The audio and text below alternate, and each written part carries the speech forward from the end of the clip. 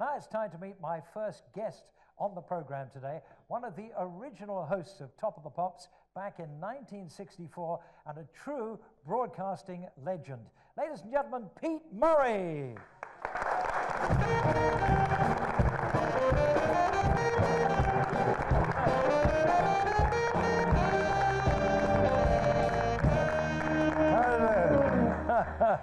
It's a great band, that. I like the band. They're good, aren't they? They're very good. Terrific stuff. You like a good band, don't you? Yeah, I do. Has been said. What a welcome. You see, they love you, Pete. Yes. They love you. Hello. Yeah. I don't know who the hell I am. No, of course they do. Of course they do. No, now, you were an actor when the chance came along to join Radio Luxembourg as a DJ. And I think at that time, most of us didn't know what a DJ was. It was a new job description. What was life like in Luxembourg? Well, I knew about DJs because I used to listen to AFN. There was a guy called Ralph Muffet, who was a sergeant in the American Army. Marvelous programs they used to do, so I knew about disc jockeys. Right. But I didn't know that I was going to be a disc jockey. My agent, I've just finished touring in a play, and my agent said, "How would you like to go abroad and work on the continent for a bit? I mean, if you pass muster, so to speak." So I said, "How long for?" He said, "About 3 months." I said, "Okay, that's fine." So I went to the Radio Luxembourg studios in London, and they gave me a half dozen records, which I'd never done anything like that in my life. I actually sort of made it up as I went along.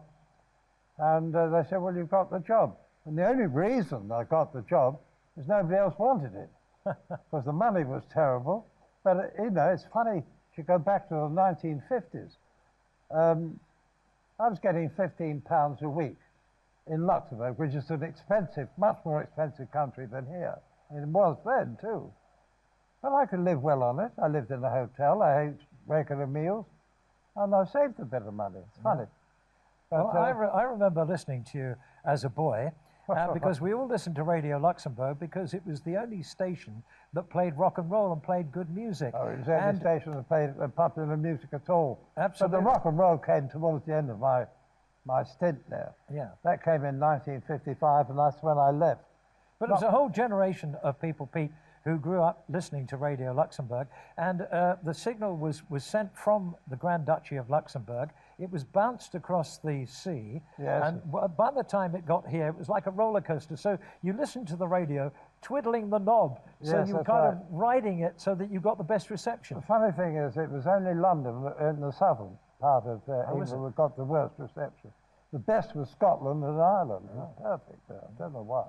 Well, can you imagine people doing that now? You know, most radios don't have knobs, do they? I don't think so. Sitting there, twiddling the... I mean, you know, you were paying attention to the radio almost like we do now to television. You married a Luxembourg girl. I did, yes. You came back to... Did you have to mention that? But never mind. Well, you came back and you brought her back to England, and you hadn't been back long before you were asked to host I think I'm right in saying, the first television pop show, 6-5 Special. Yes. That was an outstanding program in 2 parts. One part not so good, the other part brilliant. Because we had 2 producers. One was Jack Good, who was a genius, and went on to do many successful things, not only here, but in America. And the other was Josephine Douglas, who was what I would describe as very worthy. Very, very worthy. We must do this for the young people. It was playing down, in my opinion. Now let's move on a little bit, because I mentioned with 6-5 Special, I mean, incredible, this long-running series. How long did it run? 2 or 3 years, maybe? I'll tell you something. It's sad. I was only in it for a year. Yeah. Because we got the sack. Never mind. In 1964, along came Top of the Pops, and you were one of the 4 original hosts. Yes, I'll tell you about how that happened. Johnny Stewart, who I'd worked with before, he got into a lot of trouble because when I came back from holiday when I was living in Luxembourg, he asked me to introduce what was then a prime show on BBC Light programme called The Showband Show with Cyril Stapleton. And I took over for 2 weeks. They went mad at the BBC that they'd employed somebody from a commercial radio station. I was blackballed and he was in trouble. Anyway, Johnny Stewart came back to me in the early 60s and said, look, I'm doing this show, Top of the Pops. I want you to compare it. I said, well, I don't really think I want to do it. And he said, why? I said, well, I'm doing a lot of acting at this moment. I don't want it to, it's by being associated with a pop music show, it'll destroy my acting career.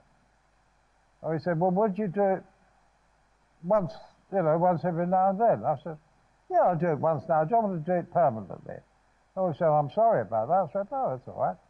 So what happened, he brought in Jimmy Savile, David Jacobs, and Alan Freeman. We were the four.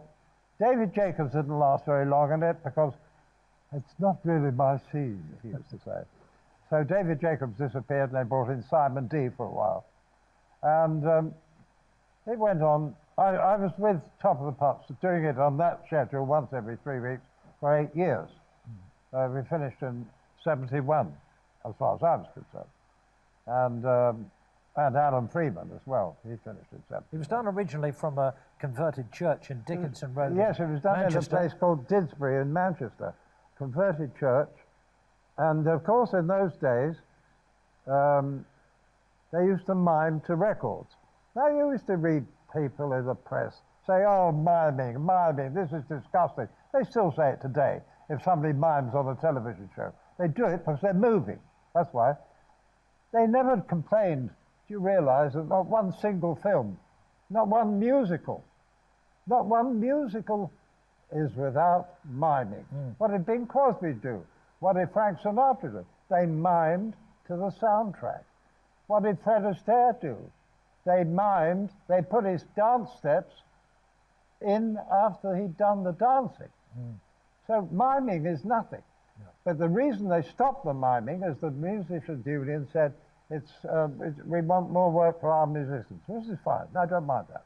You are the one surviving of the original I'm not sure about that. Am I still here? You really are. You're the daddy of the DJs. We're your illegitimate children. Yes, I wasn't going to say what they called them. Yeah, but I wanted to ask you about Jimmy Savile because obviously, there's been, a great deal of controversy about Jimmy Savile in recent times. And did you know him at all? Yes, I did. I first met Jimmy Savile when I was a friend of mine called Pat Campbell, who was a plugger with RCA Records and a great friend of mine. And I said, I'm playing up in Leeds, come with me. Not Leeds, in Nottingham. Oh, he said, yeah, I'd like to come. He said, we ought to go and see Jimmy Savile. He lives in Leeds. It's only a few miles up the road. I said, oh, all right, who's Jimmy Savile? He said, oh, he's the manager of the Locarno. Manager of the Locarno? I said, yes. He said, oh, he's very successful, and he's got a Rolls Royce and an E-Type Jag. I said, well, as the manager of Locarno? He said, yes. I can't believe it. I mean, we're talking about money, big money. And you know how he made his money when he was up there? He didn't take any salary. He had the concession to the cloakroom. And he tax-free. Yes, he was very shrewd, of course, but did you have any idea of his other... No, he had young ladies who all adored him. And when we saw him, they were all hanging around him. But, I love Jim, they used to say. I love Jim. The thing about Jimmy Savile was that people would meet him and go, oh. But once he got there, he wooed people. He was incredibly charming. He was a charming man. He made you feel, last time I saw him, he said, oh, Pete, how nice to see you. You look wonderful. I look like hell. And he made me feel good. I thought, well, he's not such a bad fella. But that's Jimmy's success was his charm. Yes. He charmed. People would say, oh, I can't bear that man. I said, give him the time, you'll like him. I think none of us got to know him at all. He didn't have pals among the other DJs. Not really, no. So I think, although we might have heard rumours, there wasn't anything we could do because, as you know, there's nothing you can do. You can't act on rumours. I used to say, the press used to say to me, I said, well, if you know anything about it, why don't you explain it? Well, we can't do that, he said. So I said, why?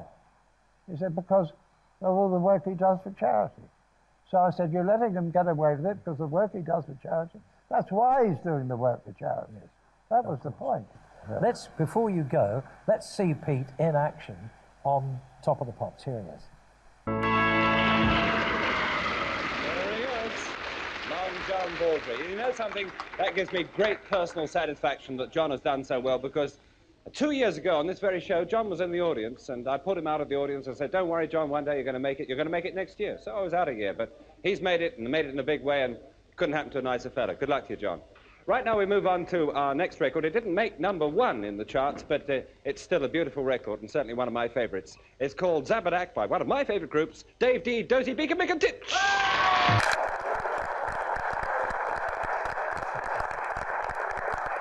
Pete, you haven't changed a bit. Oh! Yeah, I told you you need glasses. Yes. Anyway, thanks so much for coming along today. My pleasure, and always a pleasure to see you, David. And one you of too. the nicest guys in the whole of the pop music world, and indeed show business. He's my boy. Believe you me. Ladies and gentlemen, Pete Murray, thank you very much.